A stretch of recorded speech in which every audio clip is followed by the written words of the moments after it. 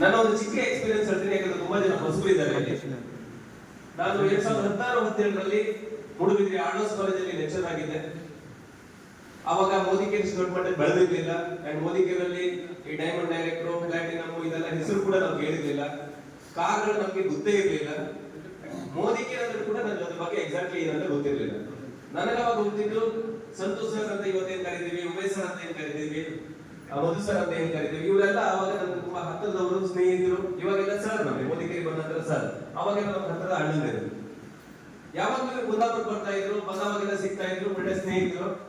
ಒಂದ್ ದಿವಸ ಹೀಗೆ ಕಾಲೇಜಲ್ಲಿ ಇರುವಾಗ ಸಂತೋಷ್ ಶೆಟ್ಟಿ ಸರ್ ನನ್ಗೆ ಕಾಲ್ ಮಾಡಿದ್ರು, ಅರ್ಜೆಂಟ್ ಆಗಿ ಶಿವಮೊಗ್ಗಕ್ಕೆ ಬಾ, 2 ದಿವಸಕ್ಕೆ ಆಗೋಷ್ಟು ಬಟ್ಟೆ ಎಲ್ಲ ತಗೊಂಡು ಬಾ ಅಂತ. ನಾನು ಅನ್ಕೊಂಡೆ ಇವರೆಲ್ಲ ಬರ್ತಾ ಇದ್ರೆ ಬಹುಶಃ ಒಂದು ಒಳ್ಳೆ ಪಾರ್ಟಿ ಇರ್ಬೋದು ಅಂತ ಅನ್ಕೊಂಡೆ. ಬ್ಯಾಗ್ ಎಲ್ಲ ಪ್ಯಾಕ್ ಮಾಡ್ಕೊಂಡು ಸೀದಾ ಬಂದೆ. ನನಗೆ ಗೊತ್ತು ಅವ್ರಿಗೆ ಶಿವಮೊಗ್ಗದಲ್ಲಿ ಅವ್ರ ರೂಮ್ ಇದೆ ಅಂತ ಗೊತ್ತು. ಶಿವಮೊಗ್ಗಕ್ಕೆ ಬಂದಿದ್ದೀನಿ, ಶಿಕಾರಿಪುರ ಬಸ್ ಅಂತ ತಗೊಂಡು ಇದು ಎಲ್ಲಿ ಕರ್ಕೊಂಡು ಹೋಗ್ತಾರೆ, ಬಹುಶಃ ದೂರದಲ್ಲಿ ರೆಸಾರ್ಟ್ ಏನೋ ಪ್ಲಾನ್ ಮಾಡಿರ್ಬೋದು ಅಂತ ಅನ್ಕೊಂಡು ಶಿಕಾರಿಪುರ ಬಸ್ ಅಂತೆ. ಬೀರನ್ಕೆರೆ ಮುಪ್ಪಿನಾರಿ ಆಶ್ರಮ ಅಂತ ಬರುತ್ತೆ, ಅಲ್ಲಿ ಇಳ್ಕೊಂಡು ನಾನು ಈಗ ಡೌಟ್ ಆಗ್ಲಿಕ್ಕೆ ಸ್ಟಾರ್ಟ್ ಆಯ್ತು. ಮೋದಿಕೇರ್ ಬಗ್ಗೆ ಗೊತ್ತಿಲ್ಲ, ಬೂಟ್ಕೇರ್ ಬಗ್ಗೆ ಗೊತ್ತಿಲ್ಲ, ಏನು ಗೊತ್ತಿಲ್ಲ. ಆಶ್ರಮಕ್ಕೆ ಹೋಗಿ ಕರ್ಕೊಂಡು ಹೋಗಿ ಏನಾದ್ರು ಸನ್ಯಾಸಿ ಮಾಡ್ಬಿಟ್ಟಾರೋ ಅಂತ. ಯಾಕಂದ್ರೆ ಯಾರಿಗೂ ಅವಾಗ ಮದುವೆ ಆಗಿರ್ಲಿಲ್ಲ. ನಮ್ಮನ್ನು ಕರ್ಕೊಂಡು ಹೋಗಿ ಏನೋ ಹೊಸಾಗಿ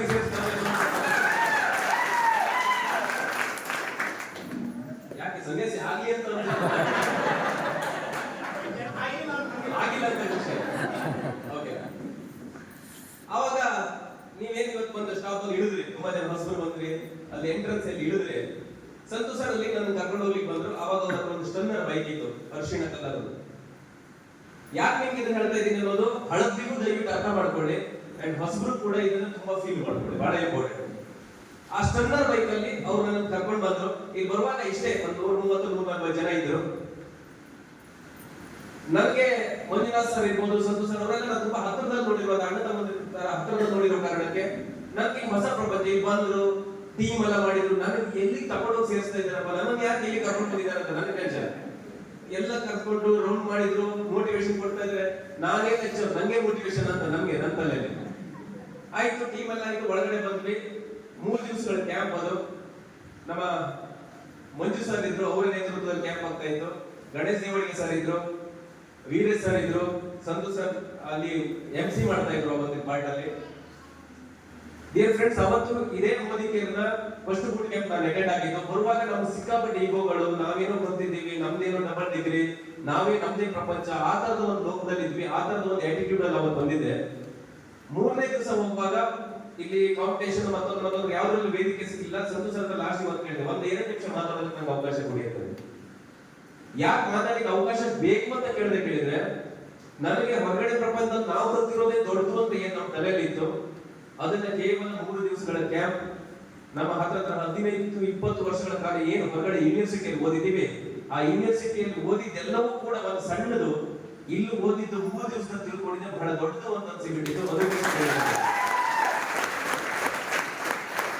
ಎಷ್ಟು ಬೆಳೀತು.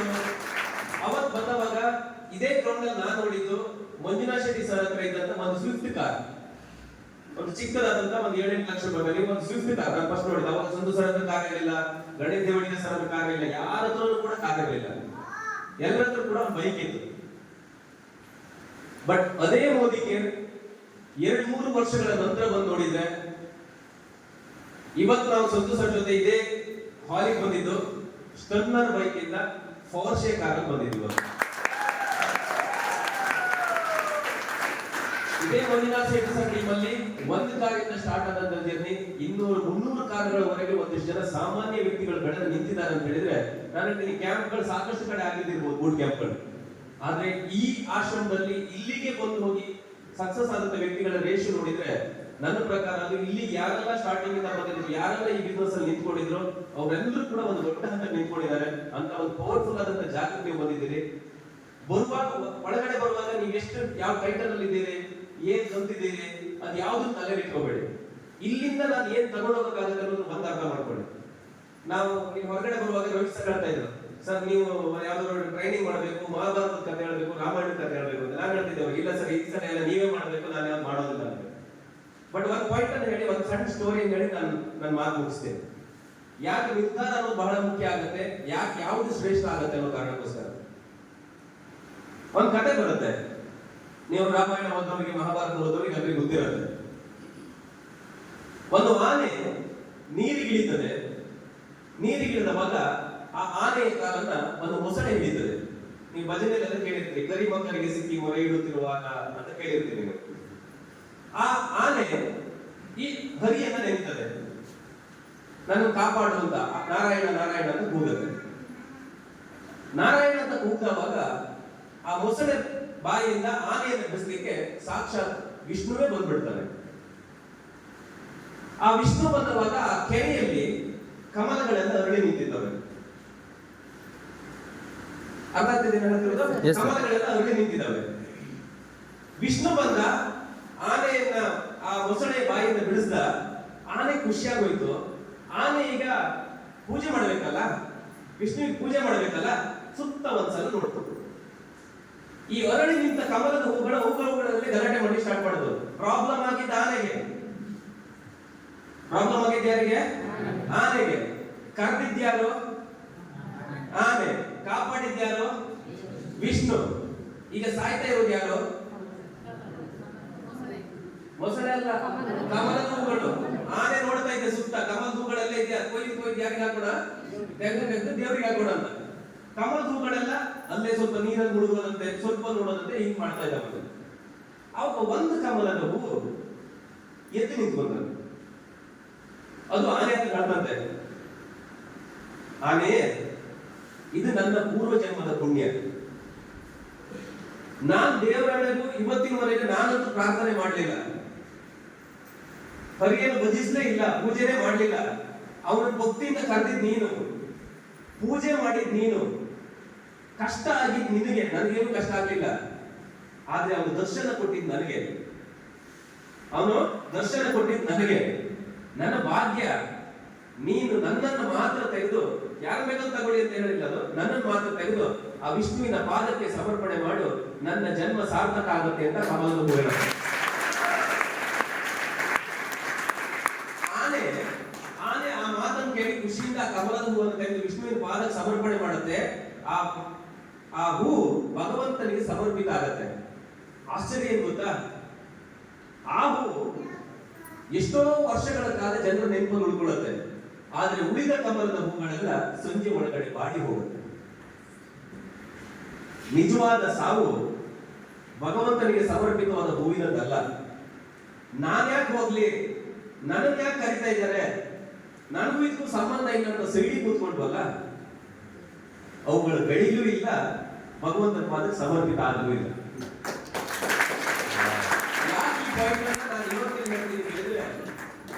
ಇಷ್ಟು ಜನ ಕಮಲದ ಹೂಗಳು ನೀವು ಗೆದ್ದಿರಿ. ನಾನೊಬ್ಬ ಗೆಲ್ಲಬೇಕು, ನಾನು ಗೆದ್ದು ನಾನೇನಾದ್ರೂ ಒಂದು ಅಚೀವ್ಮೆಂಟ್ ಮಾಡಿ ತೋರಿಸ್ಬೇಕು, ನಂದೇ ಆದಂತ ಒಂದು ಸಾಧನೆ ಹಂತದಲ್ಲಿ ನಾನು ನಿಂತ್ಕೋಬೇಕು ಅಂತ ನೀವು ಡಿಸೈಡ್ ಮಾಡಿದ್ರೆ ಯಾರು ಏನಾಗ್ತಾರೋ ಗೊತ್ತಿಲ್ಲ. ಭಗವಂತನ ಪಾದದ ನೋಡಿ ಕಮಲದ ಹೂವು ಸೇರ್ತೋ, ಮೋದಿ ಕೇರಳ ಯಶಸ್ಸಿನ ರಥದಲ್ಲಿ ನೀವು ಯಾವತ್ತಾದ್ರೂ ಹೋಗಿ 100% ಕೂತ್ಕೊಳ್ತೀರಿ. ಅದು ಕೂತ್ಕೋಬೇಕು ಅಂತ ಹೇಳಿದ್ರೆ ನೀವು ನಿರ್ಧಾರ ಮಾಡಬೇಕು. ನಿಮ್ ಒಳಗಡೆ ಒಂದು ಗಟ್ಟಿತನ ಬೇಕು. ನೀವು ಸ್ಟ್ರಾಂಗ್ ಆಗಿ ಡಿಸೈಡ್ ಮಾಡಬೇಕು. ಹೊರಗಡೆ ಪ್ರಪಂಚದಲ್ಲಿ ಎಲ್ಲರೂ ಕೂಡ ಆರಾಮಾಗಿ ಕೂತ್ಕೊಂಡು ಗೆದ್ದಿಲ್ಲ. ಆರಾಮಾಗಿ ಕೂತ್ಕೊಂಡು ಯಾರು ಗೆದ್ದಿಲ್ಲ. ಎಲ್ಲರೂ ಹೋರಾಟ ಮಾಡಿದ್ದಾರೆ, ಎಲ್ಲರೂ ಕಷ್ಟಪಟ್ಟಿದ್ದಾರೆ, ಎಲ್ಲರೂ ಒದ್ದಾಟ ಮಾಡಿದ್ದಾರೆ, ಎಲ್ಲರೂ ಒದ್ದಾಡಿ ಕೆಲವರು ಗೆದ್ದಿದ್ದಾರೆ, ಕೆಲವರು ಸೋತಿದ್ದಾರೆ.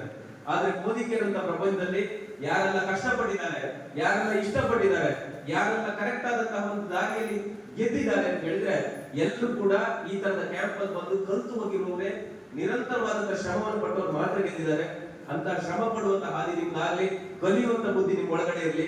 ಇಲ್ಲ ಲೀಡರ್ಸ್ ಏನ್ ಕಲ್ಸಿ ಕೊಡ್ತಾರೆ, ನನಗದು ಗೊತ್ತು ಅನ್ನೋದಕ್ಕಿಂತ ಹೆಚ್ಚು ನಾನಿನ್ನು ತಿಳ್ಕೊಳ್ಳೋದು ಜಾಸ್ತಿ ಇದೆ, ನಾನಿನ್ನು ಹೊರಗಡೆ ಹೋಗಿ ಕಲ್ಸೋದು ಜಾಸ್ತಿ ಇದೆ ಅನ್ನುವಂತ ಮನೋಭಾವವನ್ನು ತಿಳ್ಕೊಳ್ಳಿ. ಈ ಕ್ಯಾಂಪ್ ನಿಮ್ಮನ್ನ ಖಂಡಿತವಾಗಿ ಇನ್ನೊಂದು ಕಡೆಗೆ ಕರ್ಕೊಂಡು ಹೋಗುತ್ತೆ. ಸೊ ನಿಮ್ಮೆಲ್ಲರನ್ನ ಮತ್ತೊಮ್ಮೆ ನಮ್ಮ ಮುದಿಗೆ ಪ್ರಪಂಚಕ್ಕೆ ವೆಲ್ಕಮ್ ಮಾಡ್ತಾ ನಮ್ಮ ಮಾತನ್ನು ಮುಗಿಸ್ತೀನಿ. Thank you so much.